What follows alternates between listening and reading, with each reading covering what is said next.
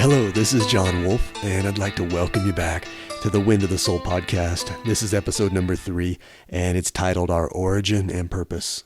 Now, last week I delved into astral projection and the very fact that basically astral projection is the recognition through the experiences that we have in the out-of-body state that there is an awareness or a consciousness that can exist separate from our physical body and our physical senses. And once we experience that type of a thing, we have actual proof for ourselves beyond any need for faith or a belief, because you've experienced it, you've felt it, you've been in the environment, you can tell that it's removed from your physical body. And without a doubt, that's the best way to be able to verify and validate something, because when you can take a journey and experience it with your own senses, your own awareness, then you don't have to rely upon a book. While I think books can be fantastic, they can be great teachers for us and provide us with a lot of knowledge and resources to open the door into these different types of experiences and adventures. There's nothing like experiencing it firsthand. And once you've done that, you don't have to rely on a book any longer. You have this awareness within yourself, and you know it to be true. You know it to be so. It's always a good thing to take the information that we read, no matter what the source, and test it for ourselves in our own lives. Apply it without blindly accepting it. That doesn't mean that something is wrong, inherently wrong. You can't take something and apply it to all 6 billion individuals on this planet. While we all are made up of the same things, I feel that we're all unique in our approach and how our consciousness interacts in these environments. And that's why it's important to try something and apply it in your own life, because what works for someone else may not exactly work the same way for you. And that goes for the information, all of the information that I discuss as well. By all means, absorb it, take it in, and then apply it and see what your results are. And if it works for you, fantastic, continue doing it. If it's not so hot for you, then I don't recommend you hang on to it. So after discussing astral projection in the first episode, I thought it would be important now to talk about the origin of that consciousness and our purpose for being here, what we're doing here. And again, these are both topics that I discuss quite frequently on my blog. I love to get into that because, again, it's an area that is very consciousness expanding. And it's also empowering, I believe, to kind of clear up some of the confusion that there's a lot of stigma around the human purpose. Our purpose for this experience, why we're here, whether that comes from a religious aspect.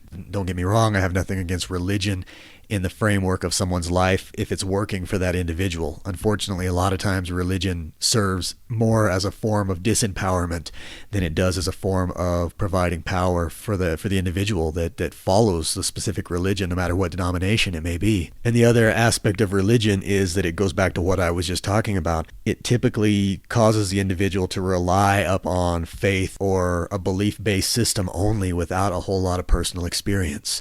There's nothing like getting in there and kind of getting your hands dirty in the personal experiences of trying to delve into our origins. And in that vein, I'd like to discuss today just what we are, why we're here, and where that comes from, and the purpose encompassing all of this.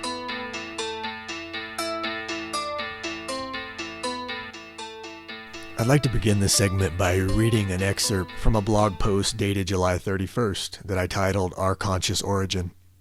You wake at sunup and quietly step out the back door of your home. The brisk morning air feels exhilarating against your skin as your bare feet find their way through the soft, slightly damp grass. Water droplets from last night's rain glisten on the leaves of the garden plant life, magnifying their textures. Morning songbirds sing out their praise for the new day deep within the grove of trees a few yards from your home. Standing there, your mind quiets, and you lose yourself in joy and appreciation for the moment.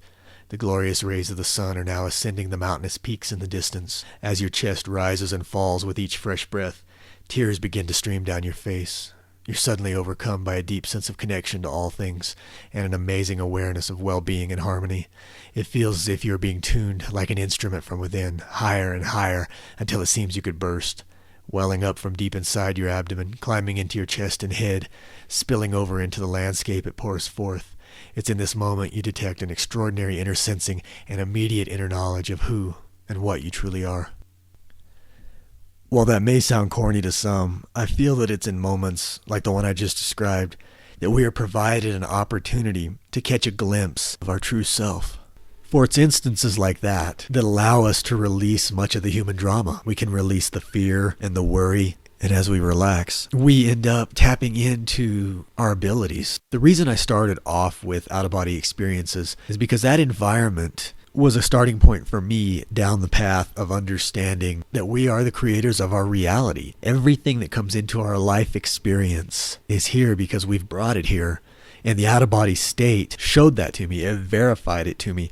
So once I started down the path of researching out-of-body experiences, that eventually led me to learning about things like the law of attraction and the deliberate creation of our reality. Now, my experiences on the astral plane showed me that my thoughts were creating my reality in that environment. As soon as I thought of something, instantaneously it was drawn to me. Instantaneously it became a part of my experience. And I have reason to believe that that is exactly what's happening in these physical vehicles as well. That doesn't just happen on the astral plane, it also happens here.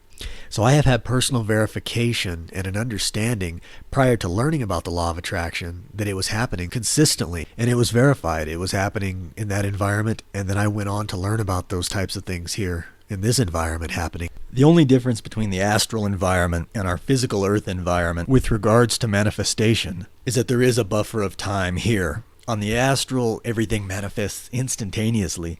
In this earth plane of existence, we have momentum involved before something actually fully becomes manifest. It takes a building process and a building of thoughts and emotions and possibly action as well before something actually comes into full existence. Now, what do my experiences on the astral plane, the passage I just read, and the law of attraction all have in common? The answer to that is all of these are indications that are pointing back to the fact that we are the conscious originator